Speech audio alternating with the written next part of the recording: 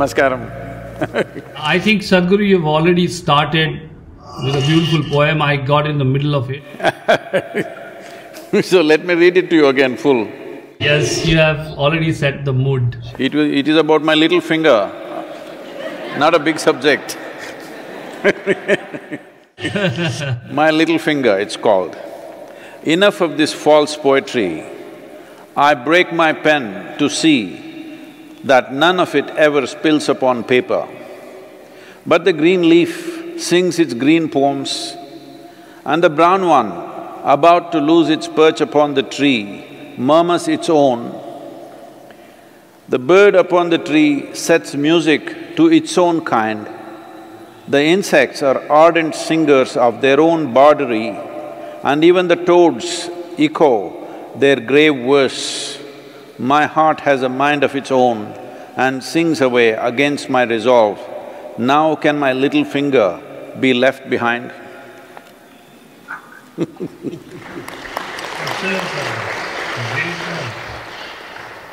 Please, Prasoon. Sadhguru, first of all, I think from the bottom of my heart, I think this interaction is something which I accepted, and thank you for that, because it means a lot. And at these times when people are actually facing a lot of questions, and there are various people, various sections of our society facing different kinds of questions. There are few who are in the lockdown and introspecting and talking about life questions, the few who are struggling on the street and have very different questions. So I think all of us are going through, various questions in our life. So this is a time where we need to hear from you, and also I thought I'll share some poetry and some of the work I have been doing. We have some music to start with, We thought the sounds of Isha will set the mood for the evening. Yes, they will. Looking forward. They were getting depressed that we are starting off without them, so…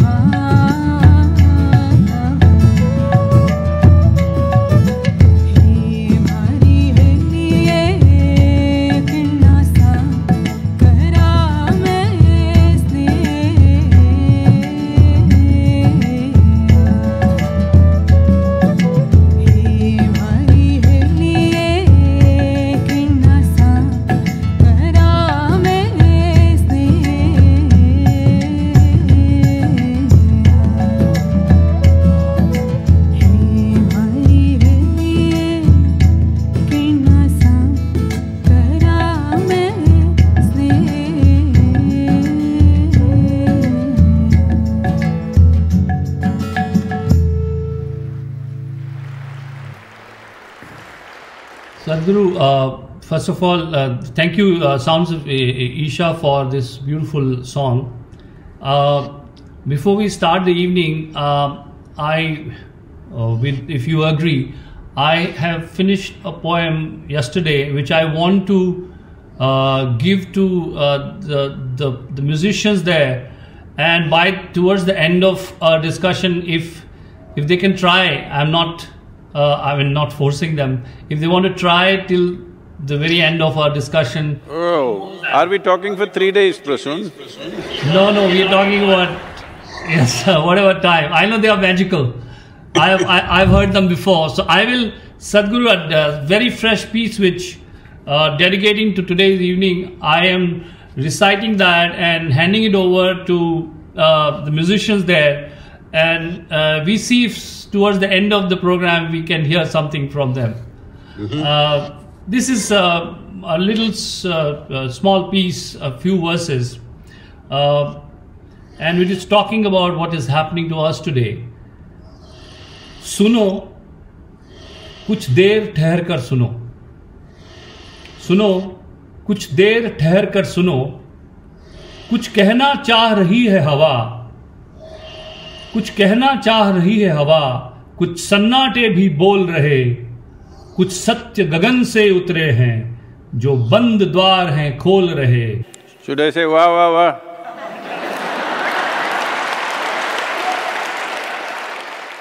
कहना चाह रही है हवा. कुछ सन्नाटे भी बोल रहे. कुछ सत्य गगन से उतरे हैं, जो बंद द्वार हैं खोल रहे. बुनो, एक जीवन फिर से बुनो. सुनो, कुछ देर ठहर कर सुनो. अपनी गहराई में कूदो. अपनी गहराई में कूदो. सच्चे सिक्के मिल जाएंगे. अपनी लहरों से बात करो, सब उत्तर भी मिल जाएंगे. अपनी गहराई में कूदो. सच्चे सिक्के मिल जाएंगे. अपनी लहरों से बात करो, सब उत्तर भी मिल जाएंगे. चुनो, खुद अपना रास्ता चुनो. सुनो, कुछ देर ठहर कर सुनो. थी कब से मौन सृष्टि सारी. थी कब से मौन सृष्टि सारी. मिट्टी की गंध को कहने दो. अब मुक्त करो तुम स्वर सारे. हर रुके छंद को बहने दो. सुनो, कुछ देर ठहर कर सुनो. सुनो, कुछ देर ठहर कर सुनो. So this I am reading it for the first time. I finished it last evening and dedicating to the evening today. And I hope we hear something from Sounds of Isha towards the end of the program. We'll have to keep on talking till they get it ready, Prasoon. Yes. We will. I have more confidence than seems Sadhguru than you. But they are wonderful. Sadhguru, to set today's mood, and you started the poem already. What I've been noticing, a lot of people have been doing a lot of work in our fraternity also. A lot of artists have been coming out, and I've been speaking to my fellow musicians and poets and other artists also. And there are two kinds of creative work which is emerging out of these times. One is born out of tension, which I have always considered an integral part of creativity. It's like, without tension, even a sitar does not give you the right sound. It has to have the tension, the right tension in the wires to be able to give you the music. If it is loose, it doesn't give you that sound. So that one work is coming out of tension, and which has got anxiety, which has got tension built in. And another kind of work which has been coming out is kind of a self-expression, self-exploration kind of work which is coming out. So Sadhguru, you've been writing poetry, you've been doing paintings. To those paintings I'll come a little later. But what is your inspiration, Sadhguru, when you are writing, you are creating? What kind of mindset you have when you are, exploring thoughts? Oh. Now I'm asking Sadhguru is not a spiritual leader. I'm asking Sadhguru as a poet and artist right now. I don't definitely come out of tension. nor is it a self-expression of any kind. This will… maybe what I say will be little, what to say, off-key, or maybe even sounds little stupid, or maybe if you look at it from another side, it may look a bit arrogant probably. But the reality for me is whether… no, you said not as a spiritual leader but this, but whether it is whatever spiritual work we're doing or poetry or this artwork, don't tell anybody, I'm just pretending to be one. Suddenly I decided I will paint something. I've painted many things in my mind, but never painted with my hand. So I just started doing something because there was time and there was paint. So, this may sound a little strange or people may even think I'm trying to dodge the question, but I am not. Let me try to find some kind of expression to this. When it comes to poetry, I'm like… it's like when I write it, I don't even read it the second time and fix a few words or nothing. I just write it and that's it. I will just send it to the office, they will print it and then send it back just to check if typos are there, that's about it. I don't think and I don't write, I don't think of a particular concept, nothing. In some way, it's like I drip poetry a bit. That same thing may be in some form becoming some kind of a painting, which I don't think it's much of a painting, but people are saying it's good, people are buying it for a very good price, so Yes, I heard something. That's their generosity, not my artwork. So whether I'm speaking or writing, painting or doing many other things, or I will put all these under the same category. When I drive, when I ride, when I teach, when I write or paint or whatever, for me it's just about the same thing. Something of me just finds… expression is not the word, because if you want to express, you must have some thought or some idea or some philosophy or ideology. It's like I drip these things, it's more of a drip than an expression.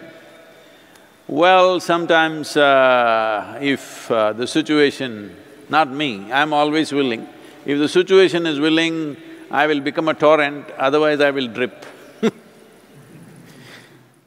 Yeah, Sadhguru, for you, what I will, of course you are humble, so you will not say that, but people, if you are connected, I had written a number of times about being Zariya, tu Zariya, main Zariya, uski kripa dariya dariya. The question… Please tell me in English, what is that? Dariya? So, sir, the question is that the thing is that you are not the electricity, you are the wire. And the electricity passes through you and you become by accident an artist. That's how I have expressed a number of times. I felt also that where did the thought come from? Sometimes you just feel that you are lucky that the thought happened to you. And so Sadhguru, one hand it is about being a medium or being expressing a medium, but where does then the craft come? Is creativity inborn? And we often hear that everybody is creative. What is your Sadhguru take on that? Or is everybody creative to begin with? But then we see some people create better, some people create well, some people pursue that. Is creativity inborn or is inculcated or is nurtured? I feel what we are looking at as creativity, whether it is poetry or painting or various other kinds, whether acting or whatever it is essentially coming from a keenness of attention. Certain people are very attentive to sounds and words and meanings, so they bounce back certain things. Certain people are very attentive to forms, colors, they will find expression in a different way. Certain people are very attentive to sounds, they may become, may be able to produce music very effortlessly, able to create those things. It is a question of attention. How keen and profound is your attention, that reflects in you in some way. So, a sense of what I've been trying to do, I'm using the word trying to do intentionally because I'm still trying to do, is to get millions of people to become really attentive. Attention without intention, simply. Intense attention, without any intention, not towards anything, simply attentive. If this one thing people do, every human being will be able to be very multi-dimensional. Creativity is very much possible. It's not that they have to practice, they have to do this or that.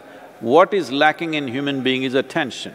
So what is taking away human attention is simply their own cerebral activity. People do not know how to handle their memory and their attention separately. Their memory always floods into their attention and clouds it all the time. This memory, this clouding of the memory, people may call as thought or emotion or whatever else they like to, but essentially it is the accumulated memory which interferes with one's attention. Otherwise, it is very natural for you to be attentive. When you're awake, you're attentive. How else can you be? It is only because memory seeps into every aspect. So, this is the fundamental work that I've always been trying to do, that people should be able to separate their memory, their attention and their imagination. Imagination is not a problem because imagination is an extrapolation of one's memory in many different ways.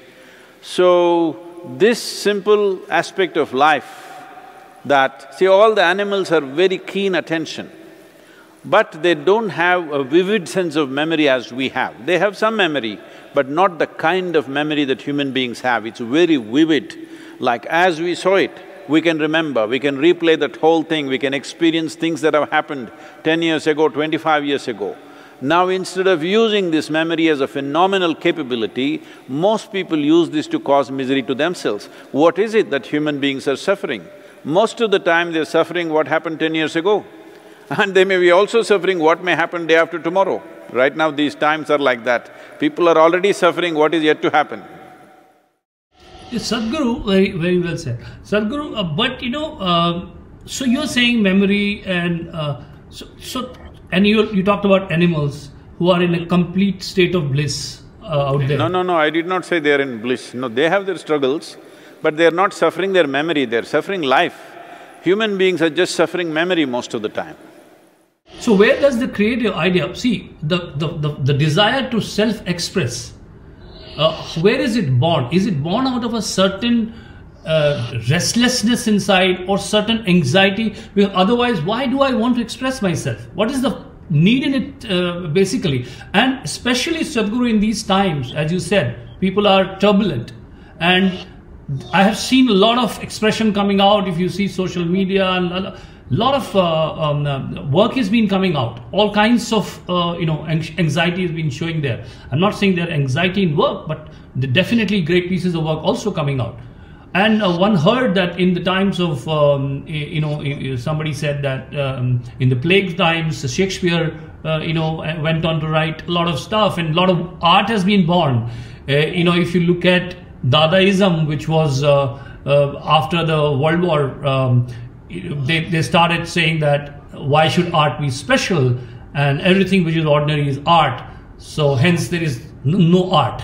So a lot of these questions happen when turbulent times comes.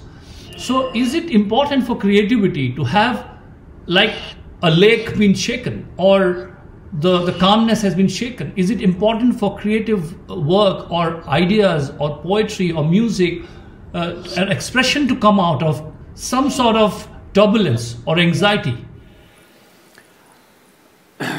See, Prasoon, this needs to be explored in a certain way.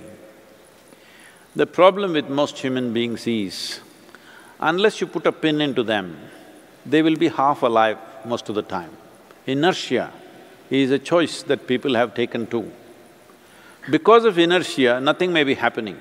So if you sit on a sofa, you become half alive. But suppose somebody put a pin there, the moment you sit there, you will become fully alive. So, some people who are in that state, whenever threat comes, a war comes, or a pandemic comes, or something else comes, or in their own life some tragedy comes, then they will become concerned about life.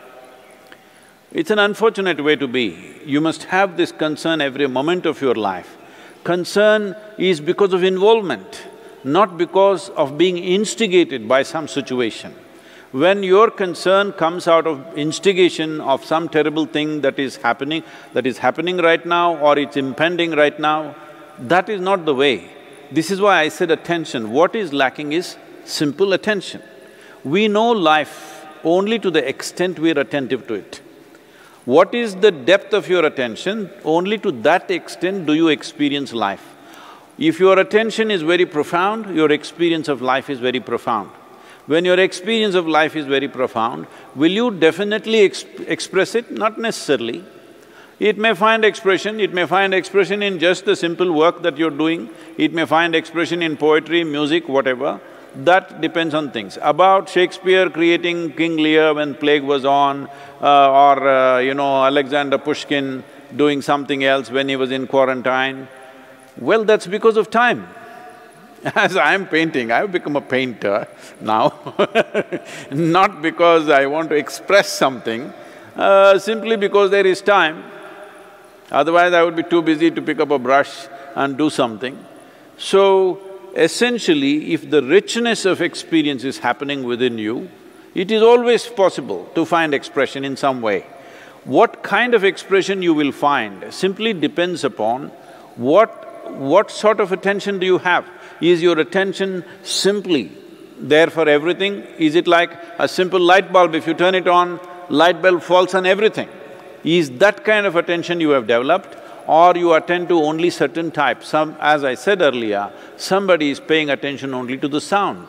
So when hard times come, unknowingly they may start creating music. Somebody is paying attention to only colors or forms, they may start becoming painting. Or somebody is paying attention to their thought process, they may start writing poetry or prose or whatever. So essentially, most people can pay attention only to a certain thing that they think is of interest. To be able to pay attention to anything without discriminating what is of interest, what is not of interest, what is worth your attention, what is not worth your attention, this is a wrong way to look at life, because right now the virus, see what a right now I'm going to become extremely unpopular. Just see what a phenomenal thing it is, an invisible damn thing can make the whole humanity go down on its knees.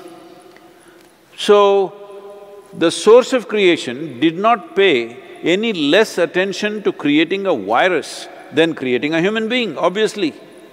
So brilliant it is, we have no clue what to do with it.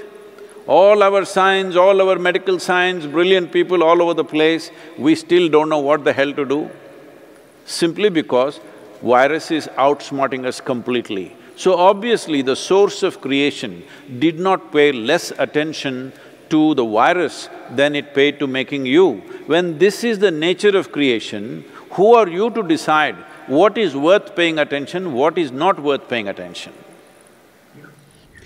Yeah, so Sadhguru, do you think that virus has an equal claim on the life and on this earth, and we are sulking as a humankind far too much, and virus has an equal claim on the earth? Is it something which we should be looking at with equal right a virus enjoys to live here, or is it… how does one see? Is it an enemy, or is it… because humanity sees it as an enemy. And what I'm hearing from you is that virus is coexistence with us, and so has everyone, everything, every living being. So what should be a response to as an enemy or as a co-inhabitor? What is it?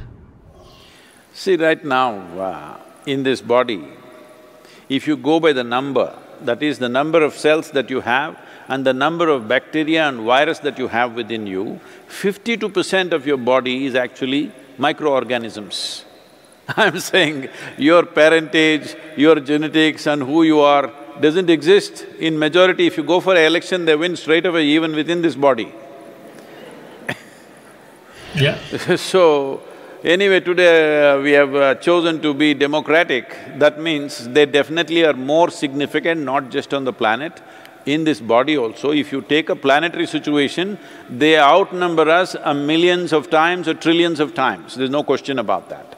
So our existence is impossible without them, but their existence goes on well without us, there's no question about this. They were here before us, they will be here after us.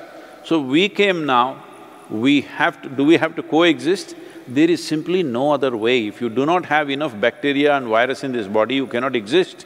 In fact, many of the scientific studies are now saying the development of mammalian life on this planet was seriously influenced by a virus about 100 million years ago, that mammals, which are primitive mammals, developed the ability to generate placenta in the body, which is the main source of being able to bear a full-formed child within the mother's womb. So, virus has been playing significant role in every day of our life. Today we got a virus from another place, that is, they were inhabiting other animals for a long time, forever probably. But now it jumped to us. Why? Maybe there are not enough of those animals, so they're looking for new terrain. So even now, even with this virus, it is only killing those people. Virus has no intention to kill. Virus wants to live and the habitat is you. But it lives with such vigor, we don't have enough vigor to withstand that. So even now, it is killing only those vulnerable sections of population largely, because wherever immune system is not good enough, it's going down. As a generation of people in modern life, the way we are today, living in cities, living in always on paved surfaces, not being connected to the earth, our immune system, if you look at people who lived here 200 years ago, who tilled the land, who were constantly in contact with the soil, to those people and our immune system, I would say safely we are 50% less than what they were in terms of immunity. You will see this right now, all these migrants, these millions of people have gone from Mumbai, Delhi and everywhere, literally from all over the urban centers to villages. But you will see in the villages such a wave of killing will not happen with this virus, because generally people who are working with the soil, their immunity is way higher than the city people. But Sadhguru, this sounds a very ruthless argument of survival to me, because survival of the fittest. And when we come to a compassionate world where even the weak should survive, and that's what the human civilization has been all about. That is why we are doing lockdown, isn't it? Yeah, but at the same time, if we consider virus something which is surviving with us or not an enemy of us, but all said and done, the human civilization we have created is created on compassion, on the fact that the weaker sections of our society, weaker people, even they are older people, the emotion of people survive, not necessarily the bodies. We were not interested in the fit bodies to be surviving. We were even considerate to people who were disabled. And we have to create a system which protects everyone around us. And that's the reason maybe we are so much in awe of people who have gone out and actually risk their lives for other people. And so Sadhguru, do you think that we will, if we talk about human civilization, we have come to a juncture where we'll have to actually truly decide which way we want to go from here, because these protected lives are also part of our master plan, that we are protecting each other, not necessarily the bare plan which used to be survival of the fittest in the jungle, where if you I was reading somewhere that the femur bone when, and that was circulating in social media quite a lot, that when people who couldn't walk started surviving, is when the human civilization had a turning point. Because before that, people who couldn't walk or for some reason are limping will be eaten by the predators. And the moment they started healing means somebody was taking care of them. And taking care of others became the basic nature of human civilization. So do you think from here, are we going to a more ruthless world where the fittest and more immunity, the people who have got more immunity will survive, and the ones we can't face it will finish off? But that's not the world we envisaged. That's not the human civilization we talked about. No, that is not at all what I was saying, Prasoon. What I'm saying is, nature or creation out of its magnanimity has given a certain sense of individuality or individual experience in our lives.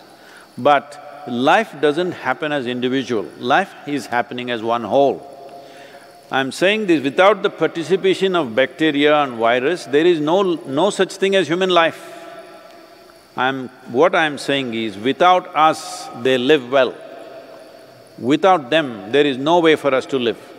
So, our idea of individuality, we have taken it too seriously. This is our problem. So slowly we are becoming such glass bubbles that we are becoming devoid of life. All we have is our own thought and emotion.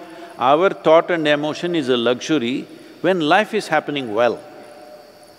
This is a luxury that creation has allowed us. First of all, the great luxury and magnanimity is, though we are nothing in this universe in terms of size and value and whatever in this cosmos, in spite of that, we have an individual experience. We can sit here and experience ourselves as individual self, which is not a small thing, it's a tremendous thing. It is out of that all this thought, emotion, philosophy, civilization, everything.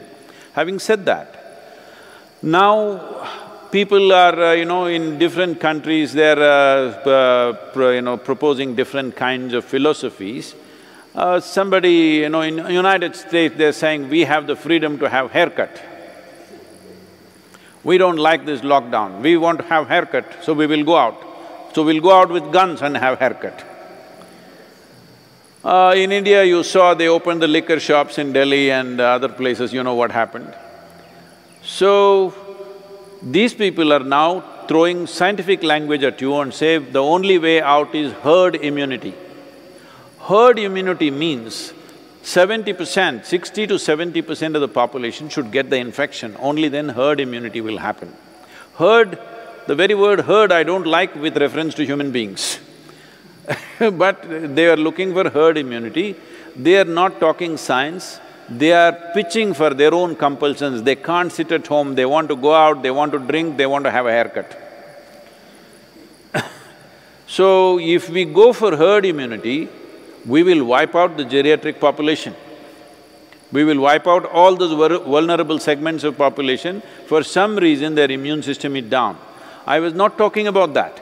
I am talking about the way we are forming life right now, the way we are living in the cities. We are living in such a way that our life itself, the very life breath is weak. If you live like that, every single virus that comes by in the next few decades or centuries, every one of them will threaten our existence. This is because we've lost connection with how life happens. Life doesn't happen just here, life is happening all around. You need to imbibe it all the time. Otherwise, your life is of no substance, it will go away. Sadhguru, this constant struggle with nature, and please you can throw light on this. This constant going loggerheads with nature is something which I probably feel was not part of at least Indian culture. Where I grew up in Uttarakhand, and in the mountains I was born, and my childhood I've been there, I lived there. I never competed with the river. I bowed down to the river. I was never… in fact, I did not even know that adventure sport will become such a big thing later on, and I would see it, whitewater rafting and stuff like that. When I go to Rishikesh today, I see that. But in my childhood, I saw more befriending the nature, more bowing down to nature, more taking orders from the nature, and when the sun is down, is the time to sleep. You know, there was certain respect and rhythm with which we were brought up. Where did we go, getting into conquering nature?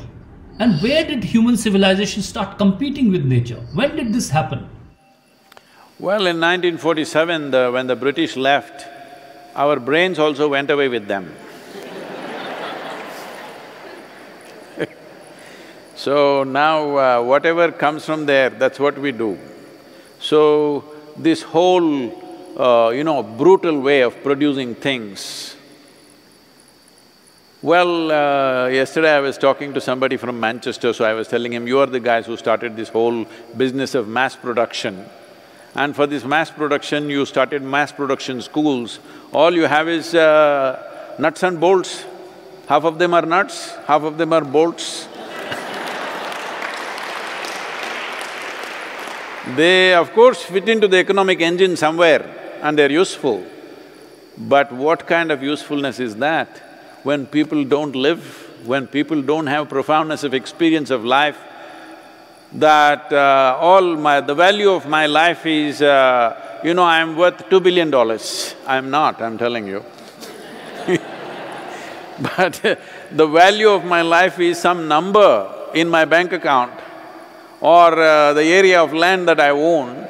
So, we have created this thing that our accumulations are the value of life. So, this is something you must see still, fortunately, prevalent to some extent in Tamil Nadu. Suppose you go to a function, let's say you go to a wedding. If you see outside the chowdhury, usually South Indian weddings, 5,000, 10,000 people would have gathered. We have to change that now with social distancing. But if you go there, you will see every kind of vehicle will be parked, Bentleys and Mercedes and this and that and everything, and also lots of TVS mopeds and bicycles and everything. If you go inside, if you go towards the men's section, if you go towards the women's section, by looking at how many kilograms of gold is around their neck, you can judge who is rich, who is poor. But if you go towards the men's section, everybody will be in the same white starched shirt and dhoti. You cannot make out who came in the Bentley, who came by TVS moped. They will all be same, they will sit in the same place without any distinction. Only by age and respect, they get some prominent place, not because how much money they have, how much property they have. This has always been the ethos of this culture, but now we became a number game. How much money do you have? Accordingly. So if you say a big man in this town, what does the big man mean? Does it mean he has a big brain? Or does it mean to say he has a very big heart? No, it means he has a big pocket, nothing else. We have just reduced ourselves into a marketplace. Marketplace is not just in the Dalal street. Dalali is happening in everybody's minds and hearts. When people are getting married, before marriage they're signing a prenuptial agreement. When we part, who gets the dog, who gets the car, who gets the house?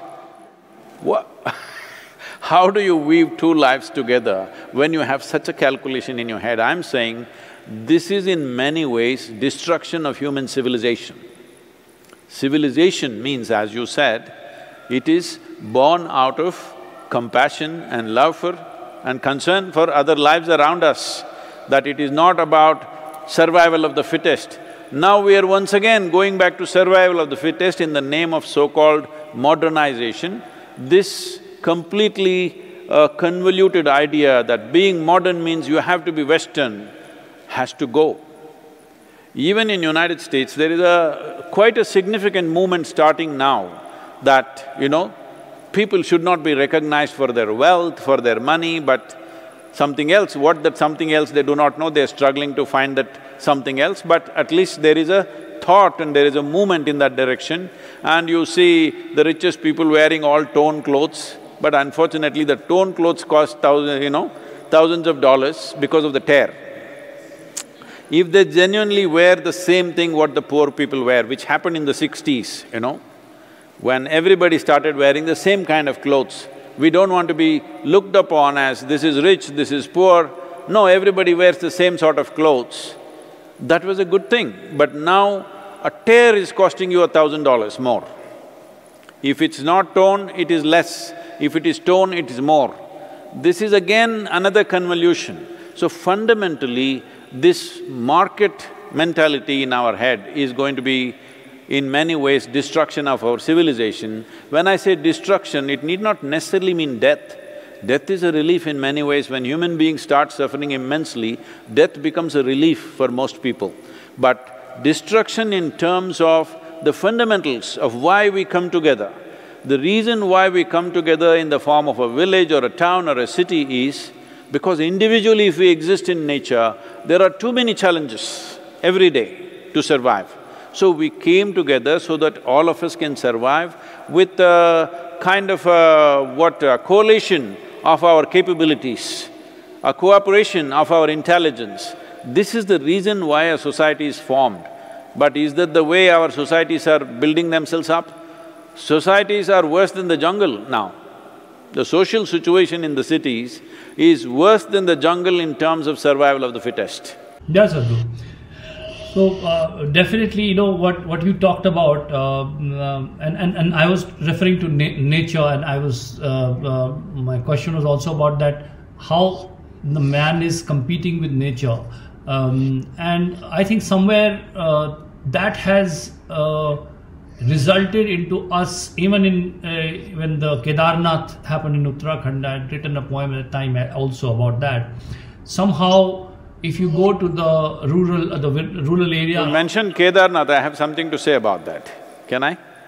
Yeah, please, Sadhguru. So my point was that time also, you know, I've been brought up in that belt. I know, you know, they were even not allowed to speak loudly in a vicinity of the temple and the jungle. They said that Van Devi, you know, gets disturbed. There was a way of building folklore, tales, religion into respecting nature. That you should not do it because the Van Devi will hear it and she will get disturbed. Now, as a child you heard that. So in that vicinity, forget building homes, forget digging that place. You didn't speak loudly. Now this is the way we respected the nature and the delicateness of the nature and the nuances of the nature and the murmurs of the nature. Now somewhere that disconnect has come. Is it, you are saying, part of market economy? Is it come because of the market economy and consumption economy? And Kedarnath, of course. No, we lost the necessary awareness to keep the market in the marketplace. We got the market in our minds. That is a big problem. About Kedarnath and the place where you come from, but you're from Joshimata? That side only. I am from Almora, but yes, that the whole Garhwad belt, Kumaon belt, yeah. Say, from the age of 19, 27 years, every year I trekked that region, the Chardham region. Mostly alone, and later on I started taking a few people with me. So, about Kedar, I don't know how many dozen times I've been there. But I didn't stop at Kedar, I went further up to a place called Kanti Sarovar. This place is very important for us because this is where Adiyogi first started his first yoga program for the 7 disciples of his, today known as the Saptarishis, began in that place. So, when I went there to this Kanti Sarovar, it's a glacial lake. This is what burst and became a flood a few years ago. So when I went there, I saw this is a glacial lake, an incredibly beautiful place. And every year, because the glacier pushes this rubble, and rubble has become like a dam and it holds the water there. And when I went there the first time, when I came down, I met an army captain and you know, because those days even getting a chapati was a big problem. It was not like how it is today, too many tourists and all that. So I went to the army camp to get myself a meal. So he invited me and he was interested in who I am and we were talking. Then I saw that Kanti Sarovar is sitting up there, a dam which is just by pebbles, rubble that is moved by the glacier. So inevitably, once in whatever number of years, some geologist or somebody can make a calculation, but in my simple calculation, I know maybe once in 50, 60 or 100 years' time, inevitably that lake has to burst and come down. And now, if the lake bursts and come down, where it will come, that valley, there they've built all these silly hotels. Hotels means very basic dwellings at that time. And above all, the army camp was also in that valley. Then I said, see, all these idiots, they've put up this stuff right here. When the lake opens up one day, it'll wash them out. That is, they have no sense of anything, they've put it up there. But how can the army engineers put it here? Where is your sense of strategy? That you put army camp also in this. One part of the army camp was also into the valley, one part was built on a higher ground. I said, how can you do this? He said, oh, how do you know this? I said, well, go, you have been there, the army people are always trekking to that place. I said, see, the volume of water that is there, inevitably it's going to open up someday, all right? When the one hot summer, when it is hotter than usual, then the amount of melting that happens, it is bound to open up, there's no question about that. It is a natural phenomena, it has to happen. And when it happens, you have so many people living here, if it happens, it'll inevitably happen in summer, not in winter. That is when it melts. So obviously it will come. He said, I will inform my officers about this. I said, that is fine, but why? Why is it that we are not thinking? Why you should not even speak is, because in the valley the reverb is such, if you just clap your hand, you may start an avalanche. That is how reverberations are. But here we went and dug tunnels, we built dams. Ganga, right from ancient times, well, what happened in ancient India, nobody wants to believe that anymore. There's a whole… as I said, our brains went away. But even the British, the English always took Ganga water in the ships because that was the only water which stayed fresh up to 60 days on the ships. All other water would go bad. Mughals, when Akbar and all went on campaigns, for his personal use, he carried only Ganga water, because otherwise other water would go bad and he didn't want to drink water just about anywhere. He carried Ganga water because it gave him a new sense of vigor. Our Sundarlal Bahuguna, I went to meet him at that time wanting to become a full-time volunteer in Chipko movement. I only met Vimala Devi, but I didn't get to meet him. He repeatedly said all his ailments went away just by drinking Ganga water. I must tell you, for days on end I've been without food, trekking in the mountains, just living on Ganga water. This is not because of somebody's belief, this is because of thousands of years of experience of people. We know this is what this particular water does to us. People think this is religion. This is not religion, this is just basic sense. It is true now, somebody is selling mineral water which comes from Switzerland and say this is 1,000 years old, this costs this much, that much, it costs 100 times more than a liter of water anywhere else. People are buying and drinking that. When that is sensible, if you say Ganga Jal, suddenly in the country it's become like you're some kind of a fanatic. Yeah, see, the problem is, I think Sadhguru very well said, and I think it needed to be said, that somewhere, a lot of things we did, everything which has an experiential value, which had an experiential value, we converted into exchange value. We said if there's no exchange value, it's not important. A fire goes and burns a jungle, it's not important and reportable for a journalist because it does not have exchange value. An oil tanker bursts, suddenly because the market fluctuates because of that, suddenly it becomes important. So anything which does not have exchange value became unimportant for us. Somewhere I think I would want a little bit move to poetry as we had decided today, and I think one poem I wanted to read is that is us in whom all kinds of people reside. You're not one. You have other people living in you. You have various sides of you. So this poem is called Tujhme Koi Aur Rehta Hai. And then I would, Sadhguru, of course, we would be requesting you to also recite some work because this is a combination of poetry and also I have to definitely ask you a question about your painting. तुझ में कोई और रहता है. Somebody else resides in you. But I'll read it and explain it to you later. तुझ में कोई और रहता है, गौर से सुनना बीच बीच में, जाने वो क्या क्या कहता है. तुझ में कोई और रहता है. तेरी हरियाली के अंदर एक टीला है रेगिस्तानी. तेरी हरियाली के अंदर एक टीला है रेगिस्तानी. एक संतुलित तू है और तुझ में ही रहती है नादानी. एक संतुलित तू है और तुझ में ही रहती है नादानी. घाव छुपा है पर बहता है, तुझ में कोई और रहता है. गौर से सुनना बीच बीच में, जाने वो क्या क्या कहता है. आंगन में जो वृक्ष खड़े हैं, आंगन में जो वृक्ष खड़े हैं, सब तुमने ही बोए एक दिन. तुम्हें याद है हंसी खिलखिली, पर तुम ही थे रोए एक दिन. तुम में ही है जिद्दी आशा, तुम में ही है जिद्दी आशा, और तुम में ही घोर निराशा.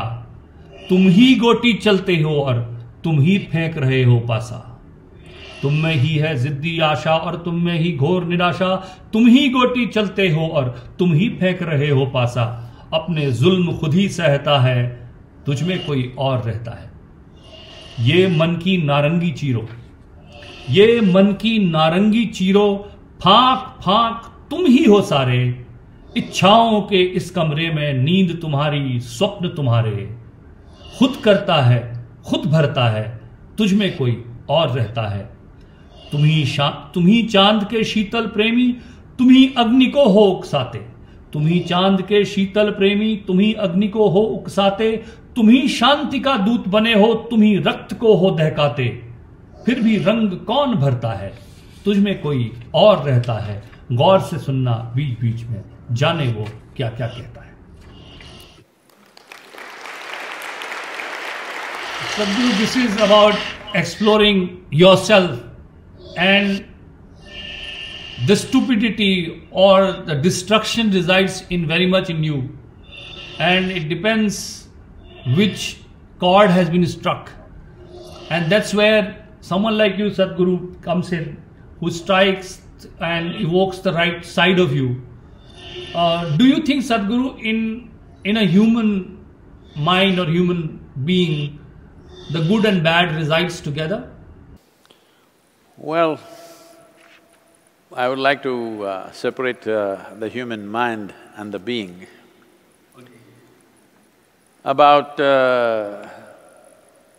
so many people residing in us, my entire life's work is that I exorcised all of them. My ancestors, my parentage, my teachers, my friends, my loved ones, I exorcised all of them. And let me read this poem. Because you said this, I had this ready. Let me see. And anyway, I'm going to send you… I'm going to literally torment you with… I'll send 500 poems to you. You must write a introductory, I'm publishing a book, 500 poems. So, this is called empty page. When thoughts that are too profound for words form in one's mind, heart swells, lifts tides high, the veil of time cracks and reveals the roots of past and what portends as future. When thoughts that are too profound for words form in one's mind, heart swells, lifts tides high, the veil of time cracks and reveals the roots of past and what portends as future. A man who lives through this is no more just a man. The world will label him a sage, but in truth, he is a fathomless empty page. A man who lives through this is no more just a man. The world will label him a sage, but in truth, he is a fathomless empty page.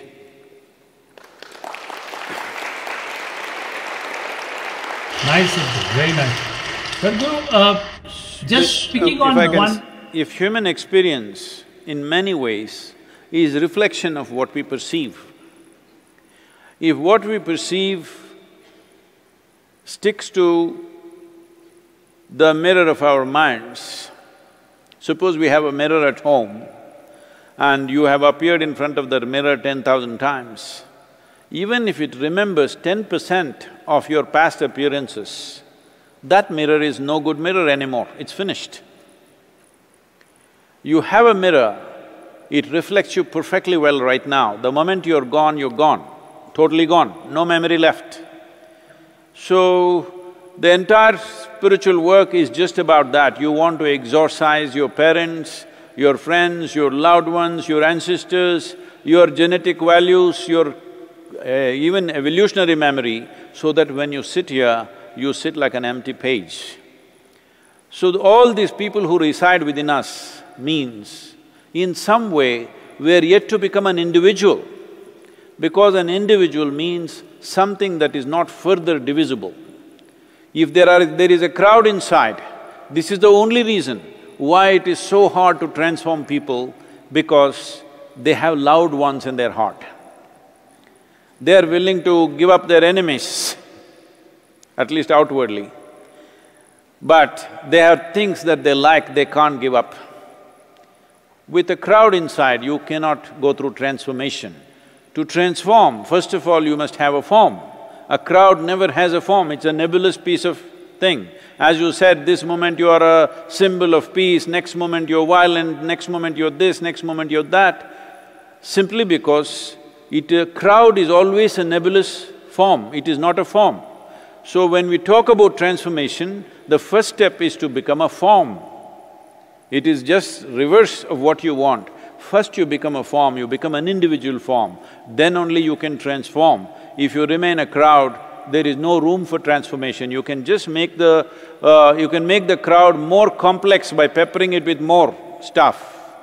But Sadhguru is a great thought, but at the same time, going back to what we were talking earlier, now India has been a collective society where your existence, your individuality did not matter that much as now me, myself, people started talking, children are talking about me time, you're talking about me being very, very important.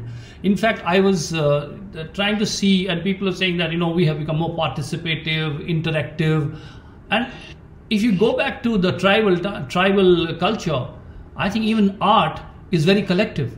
You see the tribal dancers, there is no active performer and a passive audience. There is an active performer and an active audience, where they are co-creating something, they are together. In folk songs, I've seen and been participated in folk songs, and you see that people get up, sit down, they perform together. There is not an individual which is trying to outshine you. And if I have become a seeker of individuality, don't you think this individualism will lead into a society which is very selfish? See, there is something called an individual, which is a nature's gift to us. Creation's magnanimity has been showered upon us that we are individuals. Individualism or individuality is something that you philosophize your individuality and try to build something else out of it. Now, when you say this society was not individualistic, that is not so, because this is the only culture which has been talking about individual mukti, individual transformation. Everywhere else they've been talking about collective stuff, and that's the reason why today individualism is spreading from the West, not from the East. But here also we have become more West than West, that's a different matter, but I'm talking about West and East more metaphorically, not necessarily geographically. So, when we say we are a society, if you look at all the religious teachings in the Western cultures, everything, they always talked about the herd and the flock should grow together. That will never happen with a human being. Individuals will always grow as individuals. But individualism is a reaction to this flock that they forcefully made. When you make them flocks, now there will rise individualism. Here, every individual was always allowed to seek his own spiritual path. It doesn't matter.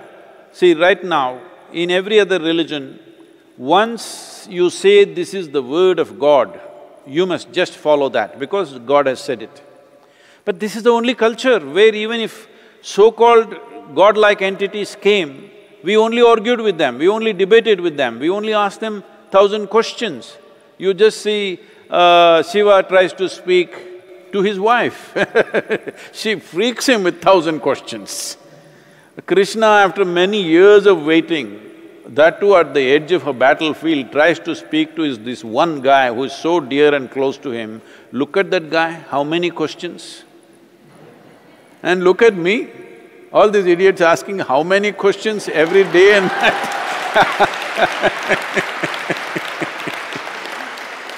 Because in this culture, individual growth is most important. So this is what logical mind fails to understand. Growth does not mean you will become a big individual.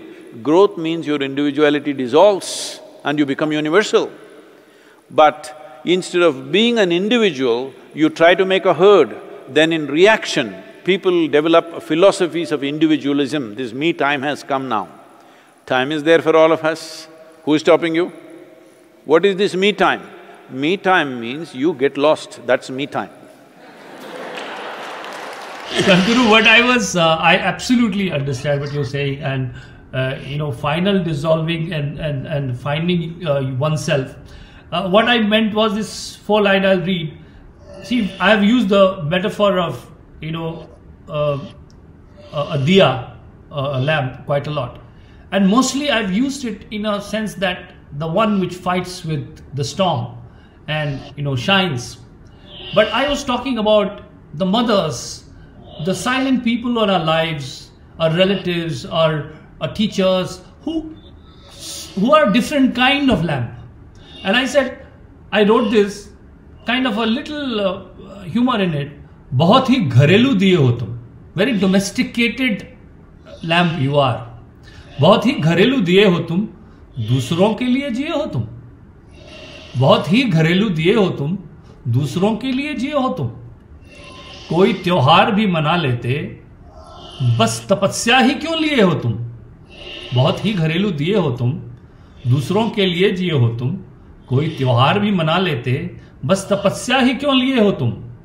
कुछ हवाओं से गर झगड़ते तुम, if you fought with the storms. कुछ हवाओं से गर झगड़ते तुम, एक अलग रुतबा तुमको मिल जाता. जिक्र गजलों में करता कोई और, कोई गीतों में तुमको भी गाता. कुछ हवाओं से गर झगड़ते तुम, एक अलग रुतबा तुमको मिल जाता. जिक्र गजलों में करता कोई और, कोई गीतों में तुमको भी गाता. होंठ अपने मगर सिए हो तुम, बहुत ही घरेलू दिए हो तुम, दूसरों के लिए जिए हो तुम. So this is a different kind of lamp I was talking about. And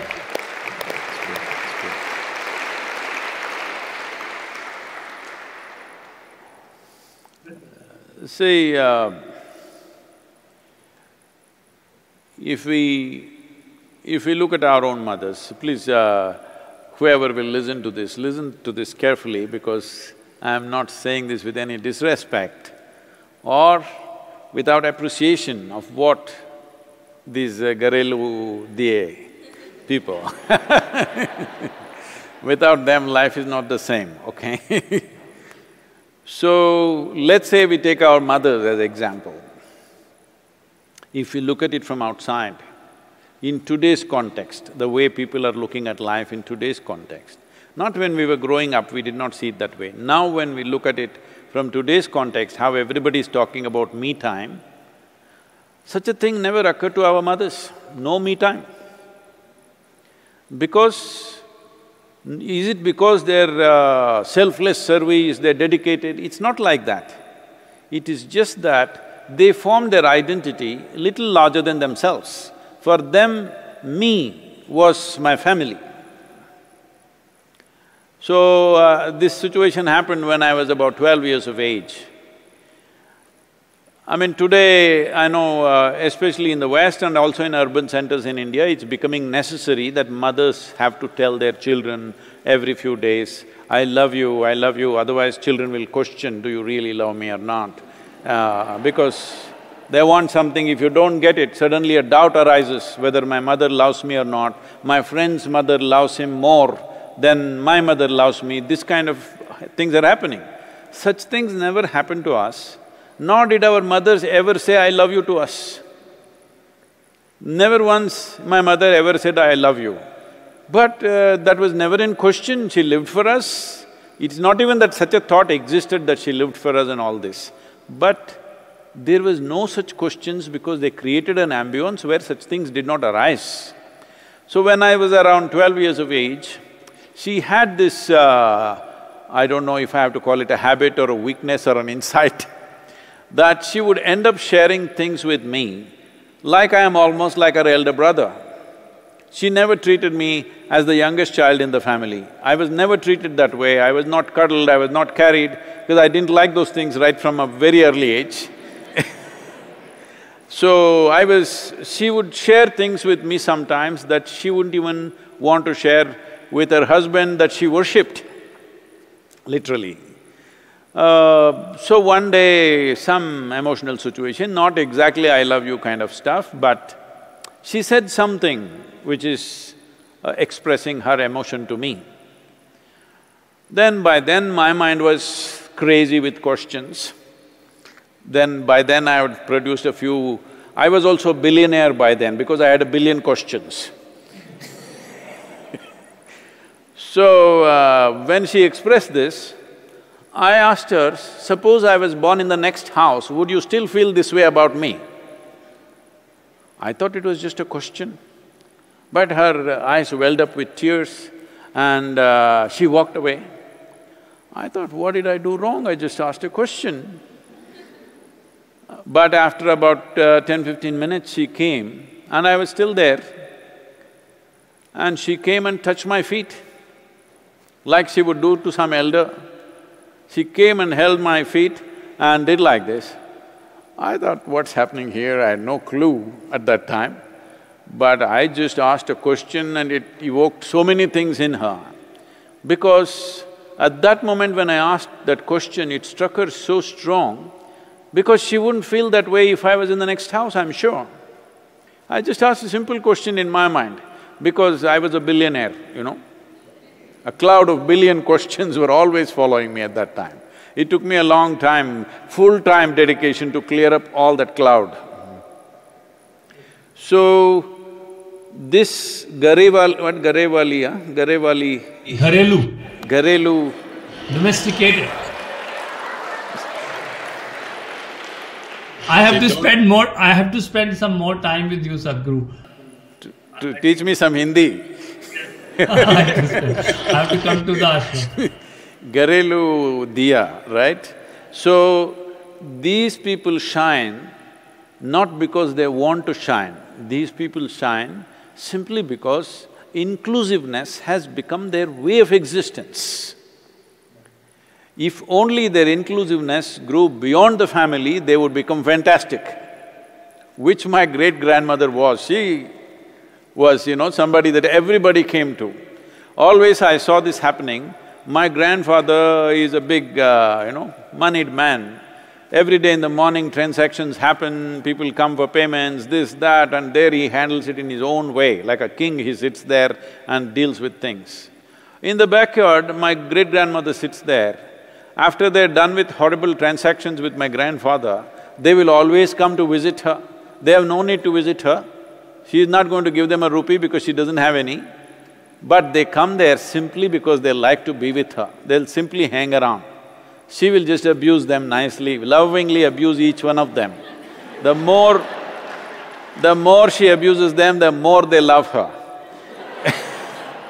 So her inclusiveness went beyond the family. Suddenly people almost looked at her worshipfully simply because of that.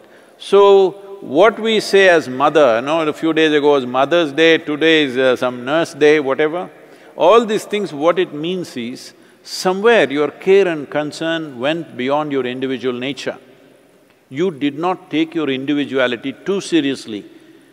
Nature has given you this out of magnanimity that you have individual experience. Don't become too serious about it because that is not true. when the virus comes, at least you must realize you are not really an individual. They are living within you. Exactly. Well said, Sadhguru. I think to your point, and I think if these mothers and these grandmothers and these were too individualistic, and if they did not were not ready to subsume their identities and look after us, we would be. I think we've talked about it earlier that we never called them working women. We called them non-working women because they did not bring paycheck. They were having a love affair. Yes. Yes, their love affair with not just with one man, their love affair with whatever they considered as theirs, absolute love affair, totally, all the time.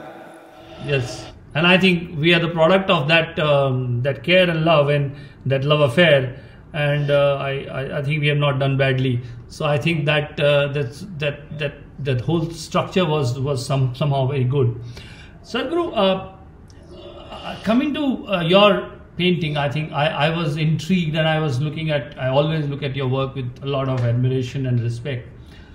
And I have also asked you earlier, so your imagery of snake.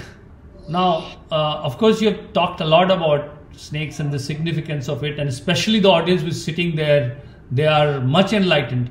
But I still would want you to talk about why does in your subconscious to the conscious, everywhere this occurs a lot.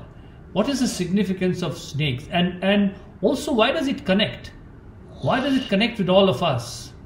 All of us get, mesmerized, entangled, intrigued, inquisitive about seeing snakes in any form. What is that so mystical about snakes? Oh, you opened up a Pandora.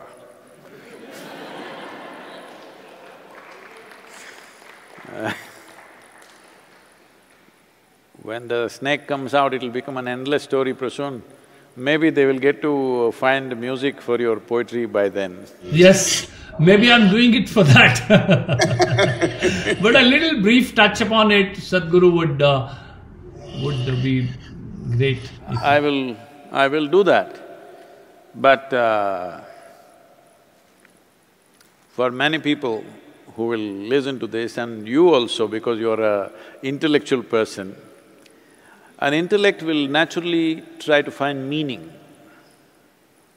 Meaning is very important for an intellect, because anything that you cannot strike down with this is the meaning of this, intellect becomes uncomfortable. It cannot exist in a meaningless space. So I'll read this little poem for you and then we'll talk about the snakes, because I don't want people to give meaning to me and my snakes.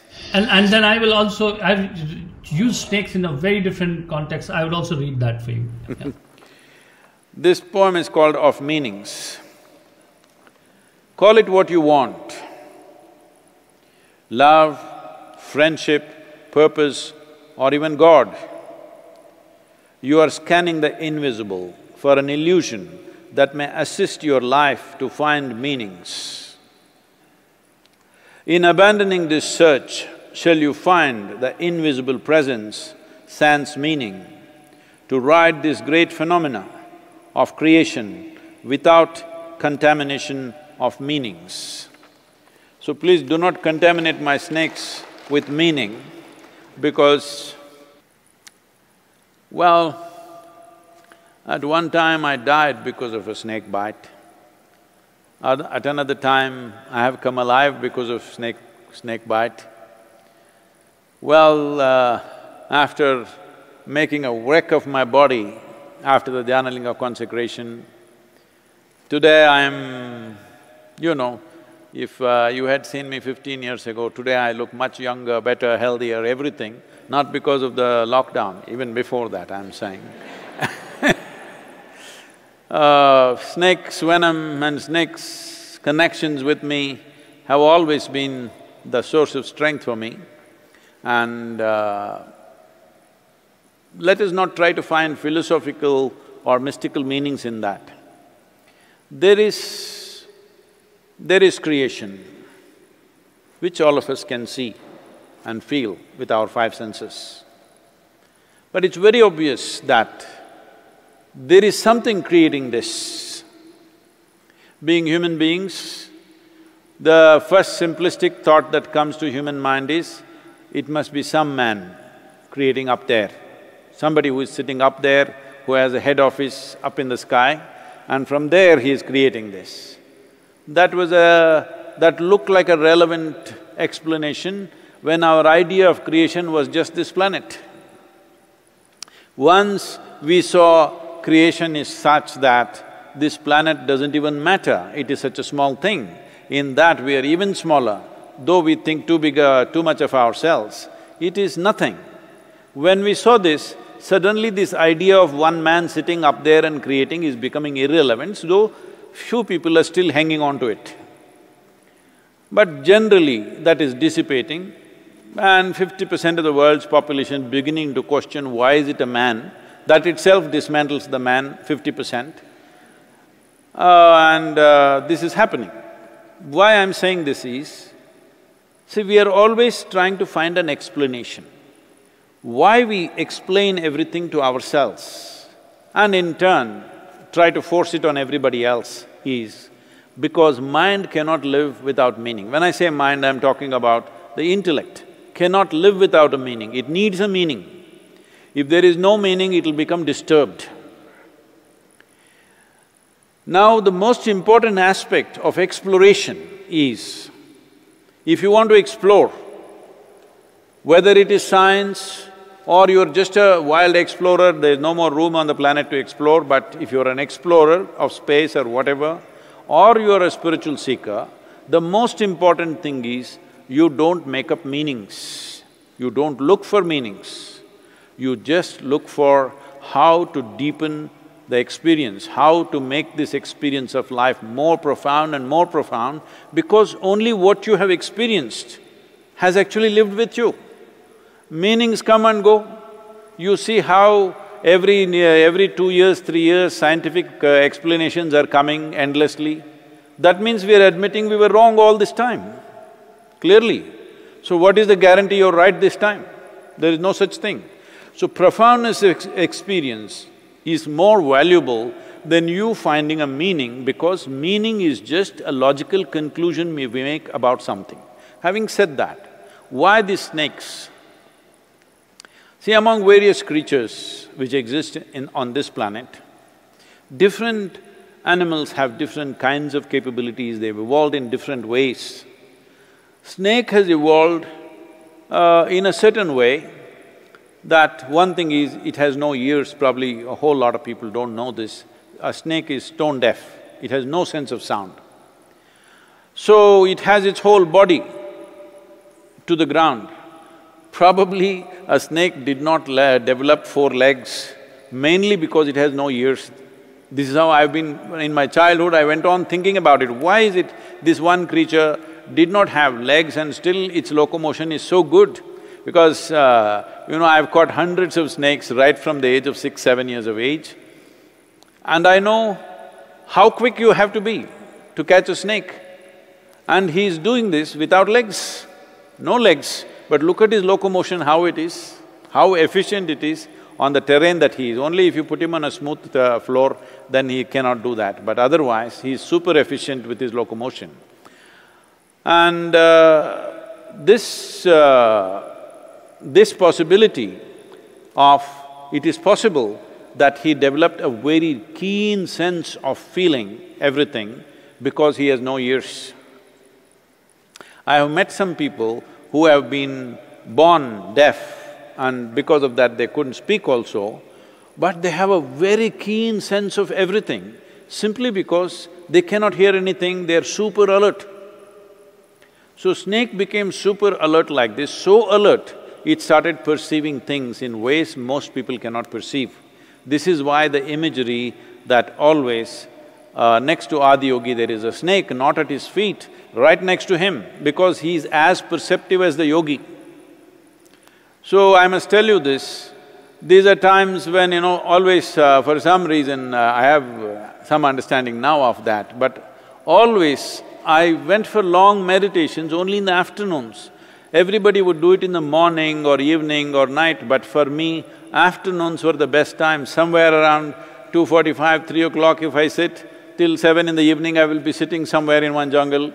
If I simply sit there, after a few hours if I open my eyes, there would be 5, 10 cobras right there in front of me, all waiting for me to open my eyes.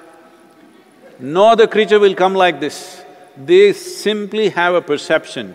The moment you transcend your physical nature even a little bit, if you show that sign, they will be there. So one thing that I found was, because I've been bitten by them early on, but later on I've consumed the venom in so many different occasions, sometimes publicly, many times privately. So when I took this, I clearly know it brings a separation between you and your body, just like that. It is dangerous to do that, nobody should try this because it may separate you for good. It does. If you don't take care of it, it will do that. But venom is not poison. There is a difference between venom and poison. Today, modern medicine is much research is happening how snake's venom, scorpion venom, spider venom, all these things, if properly used, they could be the future answer for all neurological ailments that human beings are going through. Much research is happening in this direction. Why this is so is, see, our neurological system, the complexity and sophistication of our neurological system is what is giving us such a profound experience. You're writing poetry only because of the complexity of your neurological system. If you had the neurological system of an earthworm or a grasshopper, no poetry will come out. Only eating, reproduction, this is what will happen. This whole thing of experiencing life in a certain way with a certain sensitivity and be able to express this, all this is because we have the most complex neurological system.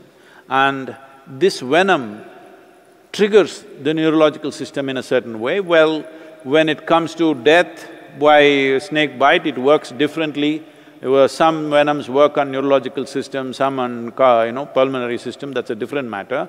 But still, venom has a significant impact on one's perception if you know how to make use of it.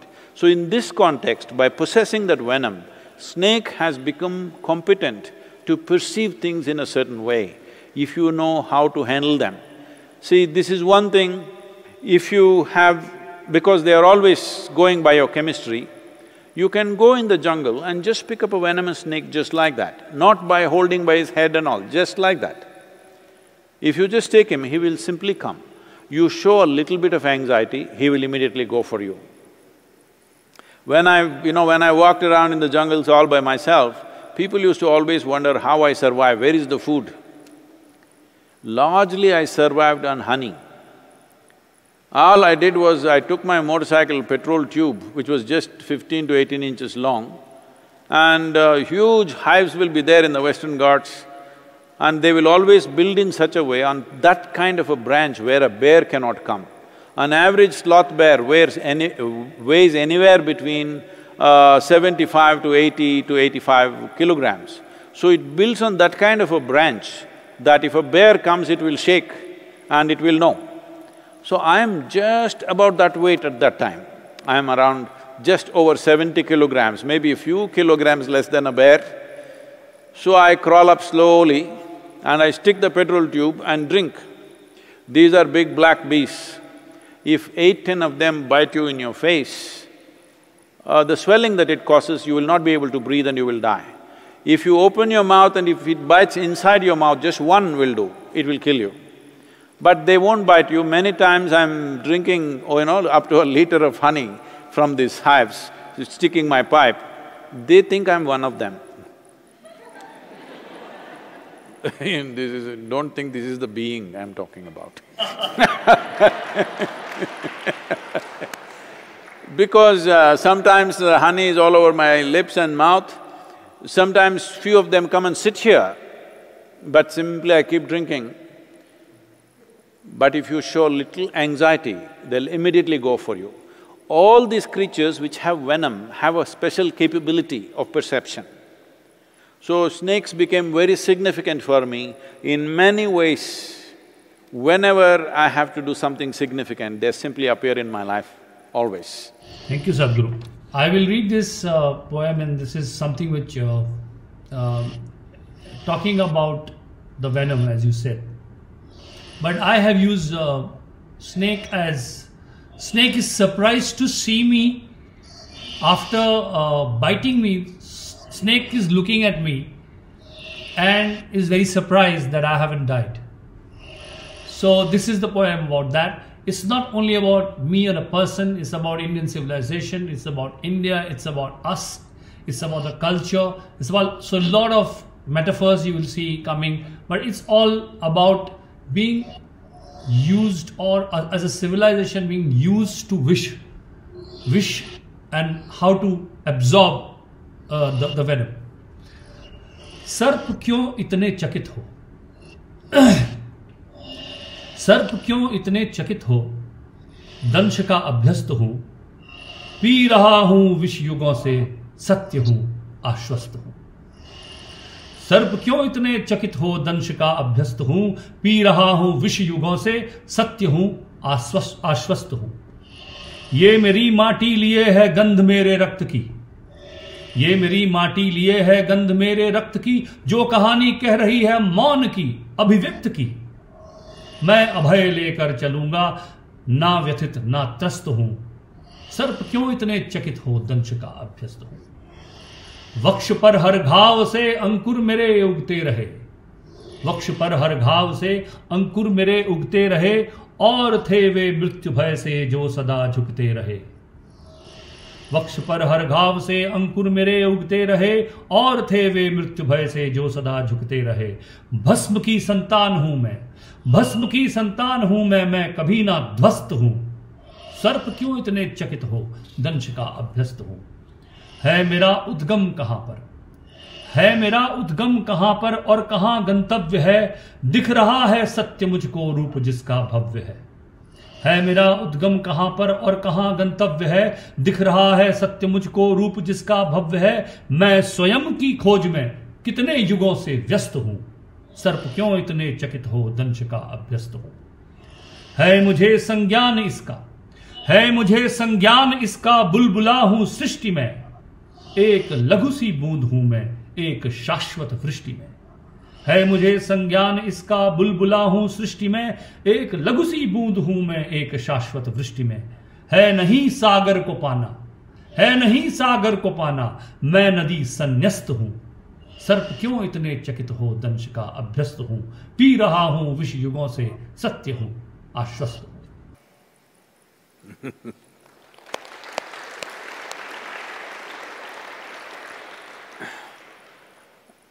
I know it's a profound thought, but can I tell you a small joke? Please. You know, early on when I started first teaching, it was like a crescent for me. I would ride on my motorcycle and teach in 3-4 cities. Hyderabad, Bangalore, Mysore, Mangalore, this was my route. This I'm talking, nearly 40 years ago. So, when I was in Mangalore, Mangalore is probably the only place or maybe one of the few places where there is a homeopathic, medical college. A medical college with master's degree and everything in homeopathy. So I met a doctor who was over 70 years of age, and he came to my program, and we kind of… very nice man. And we met a few times and we had conversations. After a few years, when I did not go back to Mangalore for almost maybe 5-6 years, then I just went back and I thought I should meet him, and I walked into his clinic. He was still keeping a clinic, he was over 70. As I was walking in, I saw an advertisement that somebody had put up some local medicine which is a kind of an antidote for all kinds of snake venoms. I looked at this. Because I know enough about snake venoms, I've been bitten by them. There are some which will affect your cardiovascular system, some will affect your neurological system. They're definitely different and they need different kinds of antidotes. So when I was in the course of conversation with him, I said, how did you allow somebody to put up this board in front of your clinic? because somebody claims there's a common antidote for everything. So, he's a very wise man. He said, the thing is, 90% of the snakes in India are non-poisonous. So it works 90% of the time.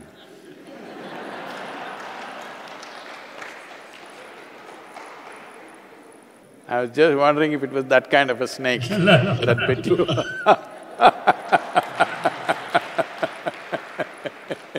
Sadhguru, we are definitely moving into, I think we had already planned for an hour, we have kept on going.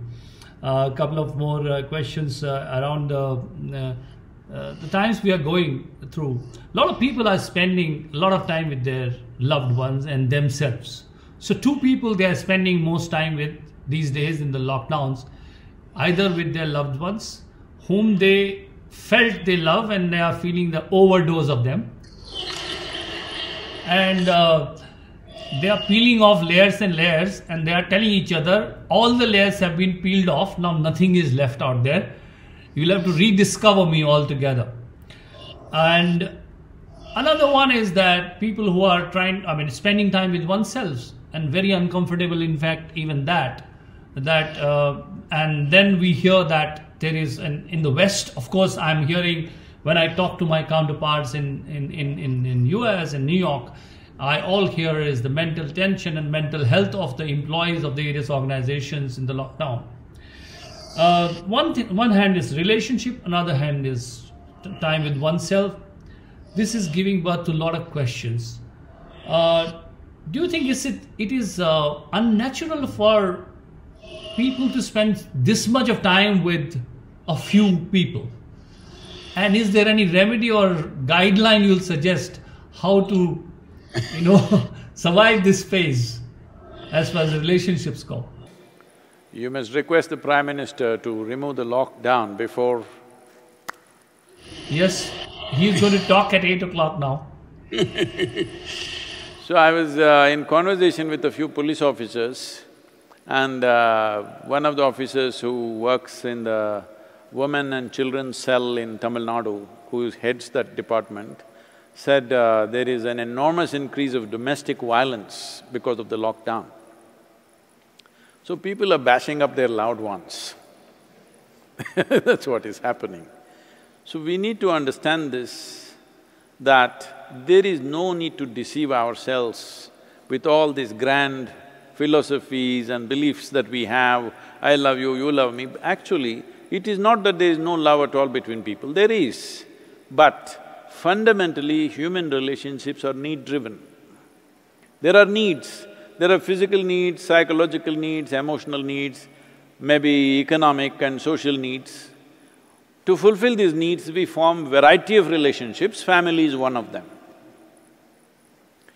So we kind of exaggerate these things into such an unrealistic space. Now, when you're put together in one place, it can become terrible. Some people are enjoying this time, it's not everybody is experiencing it badly. So many of them are coming to reality, which I think is a good thing, at least you know where you stand.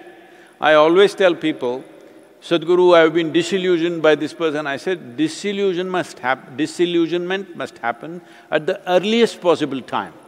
Because I don't believe that you must live in illusion for the rest of your life. You must be disillusioned as quickly as possible and learn to live with reality the way it is. Why are you trying to create a parallel reality of wonder and something else in your mind? The creation is too much wonder. There is no need for you or me to invent anything. If you look at a leaf, if you look at a grasshopper, if you look at anything, everything is too absolutely miraculous. There is no need for you to create other kinds of miracles and other kinds of nonsense in your head. Well, human beings have needs, we come together, we can conduct this gracefully in a sweet manner, we call that love, affection, whatever, is perfectly fine. But when you exaggerate these things because you watch the movies and come and you think life is all about, family means you must be just blowing kisses to each other all the time, that will happen because you're all the time going away. Yeah. But if you stay there, you need to understand family means management, family means cleaning the bloody house, family means doing so many chores all the time. Somebody else was doing it, you never paid attention to it, everything was okay. When it comes down and you understand the mechanics of what makes people living together work. See, right now, suddenly we are appreciating the people who clean the streets, people who do this work in the hospital. We must understand, we are even appreciating the police that we are always complaining about. Because we must understand, society is a larger family. If this has to work, those who clean the street, those who take care of the hospital, the police, very vital. Without all these people working and doing that work that you think is a bad work or dirty work, without that work, you will have no society, no family in any reasonable sense. So right now, coming to that reality, the sooner you come to that, the better it is, because with that, everybody can behave more responsibly and sensibly towards each other and to ourselves. Above all, right now the struggle with being with myself, people who are alone, immensely struggling within themselves. I've always been talking about this, see, if you are with me and you are suffering, maybe it's me. But you're alone and you're suffering, obviously you're in bad company. You never did anything to fix that company. Well, if your company is so bad to you, just imagine what everybody else is going through. People who work with you, people who live with you. Please, this is one thing you must fix. You may not be able to fix the whole world. At least this one person you must fix, that if you sit here, it's a pleasant experience. This is why in engineering, constantly we are going on.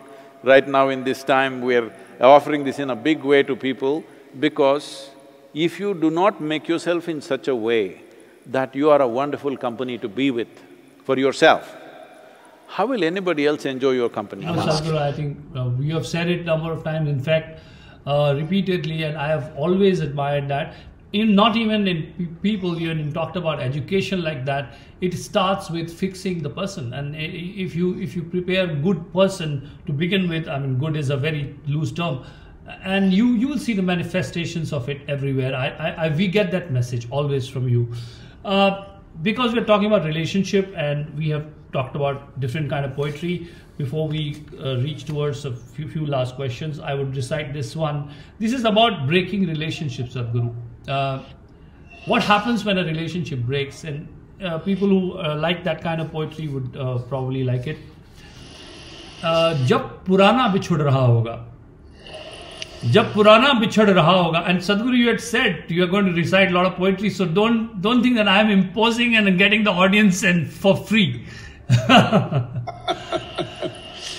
जब पुराना बिछड़ रहा होगा, एक नया दर्द हो रहा होगा। जब पुराना बिछड़ रहा होगा, एक नया दर्द हो रहा होगा। आंख खामोश बह रही होगी, हाथ कुछ सर्द सा रहा होगा। जब पुराना बिछड़ रहा होगा, एक नया दर्द हो रहा होगा। आंख खामोश बह रही होगी, हाथ कुछ सर्द सा रहा होगा।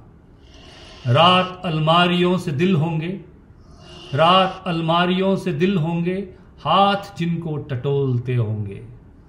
मन में कुछ और हो रहा होगा, होंठ कुछ और बोलते होंगे। बीता मौसम उमड़ रहा होगा, जब पुराना बिछड़ रहा होगा। कोशिशें कितनी हो रही होंगी, खुद को संभला हुआ दिखाने को। एक अभिनय सा चल रहा होगा, टीस को घाव को छुपाने को। कोशिशें कितनी हो रही होंगी, खुद को संभला हुआ दिखाने को। एक अभिनय सा चल रहा होगा, टीस को घाव को छुपाने को। कोई आगे न बढ़ रहा होगा, जब पुराना बिछड़ रहा होगा। कांच लम्हों के फर्श पे होंगे, याद तलवों में चुभ रही होगी। कांच लम्हों के फर्श पे होंगे, याद तलवों में चुभ रही होगी। उसका स्पर्श टूटता होगा, उसकी खुशबू भी बुझ रही होगी। आखिरी पत्ता झड़ रहा होगा, जब पुराना बिछड़ रहा होगा। उसकी बाहें बुला रही होंगी, उसका रेशम उलझ रहा होगा। उसकी बाहें बुला रही होंगी, उसका रेशम उलझ रहा होगा, उसका हर शूल जागता होगा, उसका हर फूल सो गया होगा। कोई तो जिद पे अड़ रहा होगा, जब पुराना बिछड़ रहा होगा, एक नया दर्द हो रहा होगा, आंख खामोश बह रही होगी, हाथ कुछ सर्द सा रहा होगा।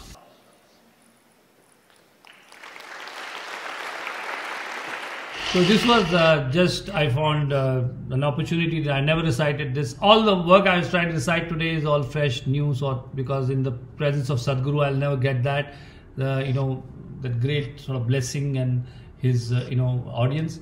So I thought I will, Sadhguru, would you like to recite anything more today, or should we move? Yes, I would like to say something about this. See, in the Hindi cinema, the town in which you live, this cinema is still talking about, man-woman coming together, breaking up. There was no breaking up. 30 years ago in Hindi cinema, there was no such thing as breaking up. They were talking janam, janam, janam. Now, it is evolved into a place where they come together, they break up and miserable things happen, all this.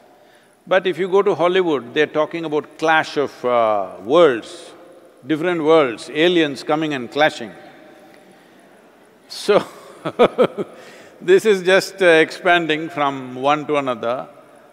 What I'm saying is, this is why that question that you asked about Uttarakhand and that evolution of how a human evolution was handled in this life in a certain way. This is why in this culture we held one goal. Our goal in life is mukti. Liberation is the only goal. Everything else arranges itself around us according to our needs. This is the most honest way to handle life. What this being always seeking for is to be above everything, it may not be conscious in most human beings, but always this longing is there. So we made it a conscious cultural process that every human being has to aspire for their liberation. On the way you may do business, you may get married, you may have children, you may form 1,000 different relationships in the society, variety of activities you may do. But all this must be constantly used only to make yourself free, not get yourself entangled. With this one fundamental direction, this much dard need not happen, I'm saying. But Sadhguru, where does death figure in this? Huh? Where does… in the mukti, you have always said that death is a cosmic joke. Where does death figure in that? Is it a termination or is it a transformation? Death for… I'm also talking about this death, Sadhguru, because your book has just come out and we spoke about it earlier. And we also spoke about it, whether death is a termination or transformation. And my problem, Sadhguru, is that we've been for centuries telling people that death is just transformation, is just a journey, but still people have so much of fear of death. We still see the whole human civilization absolutely obsessed with death. If mukti is such a fundamental truth, why does it need teaching? Why does it need coaching? Why does this truth doesn't dawn upon people naturally? Why do we have to try so hard to accept its truth that I am just transforming, मैं सिर्फ मुसाफिर हूँ, मैं तो गुजर जाऊँगा, I am going into a… Why do we have to repeat it so much? Why is it not felt easily if it is such a natural truth? See, is it true that it is natural for every human being, wherever they are striving to be something more than what they are right now? This is mukti. But only problem is, because of variety of things that have happened to them, they are seeking an ultimate possibility in installments.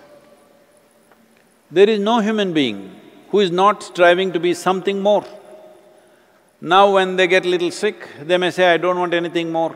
Tomorrow morning if they're well, again they're ready, they want something more.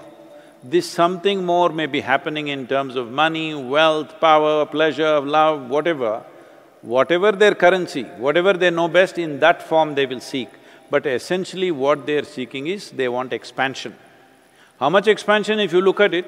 They want limitless expansion. Well, that is mukti. Is death a termination? If you are identified, if your entire experience of life is limited to your physical framework of life, definitely it's a termination. But if your experience of life has gone beyond your physical form, when I say gone beyond your physical form, most people are not conscious on a day-to-day basis that they were born as little children and slowly they accumulated this body over a period of time. So what we accumulate cannot be us, it can only be ours. So now our identification with our physical form or the framework that we call as body has become so total, this is the fundamental ignorance. Because of that, we go in installments, because physical form can only expand in installments. The moment your experience of life goes beyond that, then mukti is not after death. When you must live in mukti, that's the most important thing. You must live in absolute freedom and liberation. So, let me read a short poem that these are all lockdown poems. All I'm reading today are lockdown poems. Because they're giving me time. They'll be good to liberate. This is called as human. Even when at home, I longed for home. Even when at home, I longed for home. Searing pain of longing for home strangely got cured in being homeless. Searing pain of longing for home strangely got cured in being homeless. When the walls of home dissolved, a pristine home, unwalled and unfettered, devoid of love, affection or companions, blossomed. A pristine home, unwalled, unfettered, devoid of love, affection or companions, blossomed. Shall I call it my being? So, see, we are the only creature on this planet who is being referred to right now as a being. We don't call a tiger being or an elephant being or anything else. Only a human is a being. What this means is, you have the capacity to be the way you want. I said capacity. This doesn't mean everybody is exploring that capacity. Now this struggle of, whatever the relationship struggle, this, that, everything, is just that you are surrendering your capacity to be. You are making yourself into a bundle of thoughts, emotions, ideas, opinions and prejudices that you formed in your life. Well, these are things that you acquired, but you are a human being, that means you know how to be. If you know how to be, you are naturally liberated, there's nothing else. Because it is the entanglements are only in your body and in your mind. The accumulation of body and accumulation of mind, if you create a little bit of space between that and you, this is the end of all entanglement, this is the end of all suffering also. So, right now we believe that if there is no suffering, there will be no profoundness. Because I'm not saying this in any derogatory way, that is the way society experiences and cinema expresses. You are born with pain, you live with pain, you will die with pain, all these songs are there, Yeah. Darad se hi something something. Yeah. Sadhguru, when we talk about creativity and I feel that whatever needed to be created has been created by the Almighty. The nature is biggest creator. We just have a vantage point. Life, the same river which I experienced at the river bank as a quiet, shanta, someone who is struggling with the waves experiences at the river as aggressive. The same river from different vantage points is experienced very differently. And I see creative work like that. So what has been created is already there. It's just that we experience it in our own unique way. And I think whether it's a relationship of two people, whether it's your relationship with God, your relationship with nature, I think we have our own unique way of experiencing that, and that's what creates creative work. And so I think there is nothing big or small, because in that sense, if I ask you a question, is there anything called high art, low art, popular art, fine art? Do you distinguish between these two? Do you distinguish between a high art and low art? Do you think art has hierarchy at all? No, not at all, but I would… if at all, if I have to make some kind of categorization of art, I would say art coming from deep levels of frustration and art coming from joy, you could separate like this. I think this art coming from deep levels of suffering and frustration became the style of European art at a certain period of time, and the whole world is trying to imitate that now, which is a very negative thing, because when such things are always on your walls, slowly it will have an impact on you. If it cannot have any impact, it cannot be called art. It is art because it is capable of impacting you, not just visually, in many more ways. So, art that comes out of very deep suffering, because somewhere we have valued suffering, unfortunately. Religions in the world have eulogized suffering. No, in this culture we've always valued Anand, blissfulness, ecstasy is the highest value. Suffering is not value, because we always saw suffering as self-created. Joy as not self-created, as when you're connected with life, you're naturally blissful. When you're unconnected with life and become a mental mess, then you have suffering and frustration. So that art which comes from the deep level of frustration and suffering, and that which comes from a joyful expression of life, I would like to categorize art in these two ways, not as high and low. Okay. Thank you, Sadhguru. I think that was very, very enlightening. I think great to hear your poetry as well and talk many things. We have already spent a couple of hours.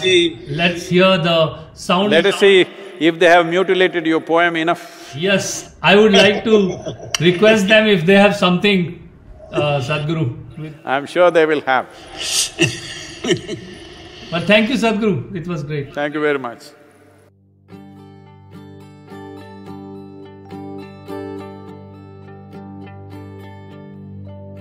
कुछ कहना चाह रही है हवा, कुछ सन्नाटे भी बोल रहे, बोल रहे, बोल रहे।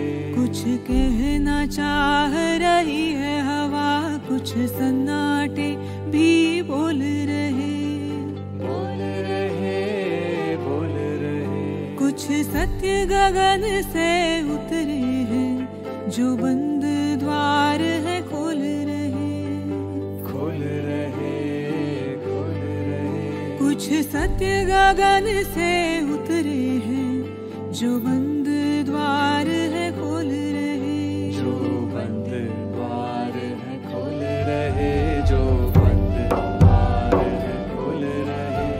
सुनो कुछ देर ठहर कर सुनो,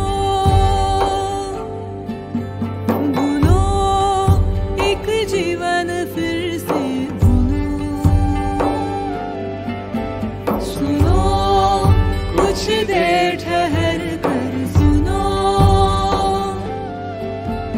बुनो एक जीवन फिर से बुनो।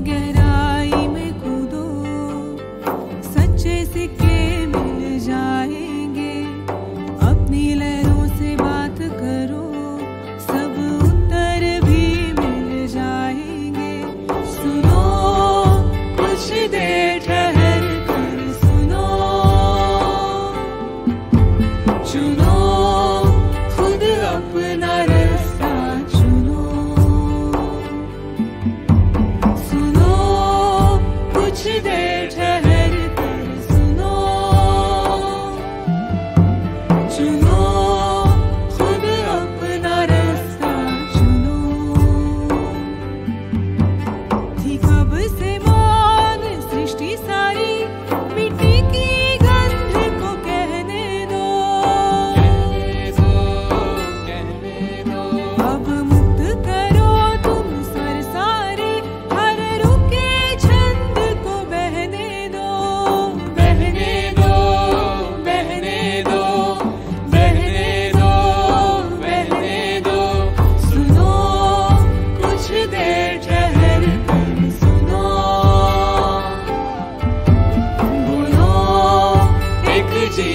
फिर से बुनो,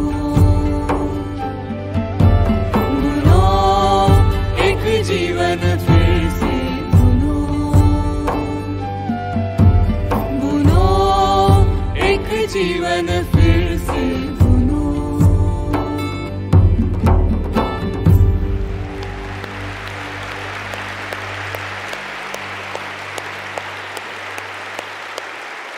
What, Prasoon, they have done justice to your poem, huh? Yes, yes, I think beautiful. A beautiful composition.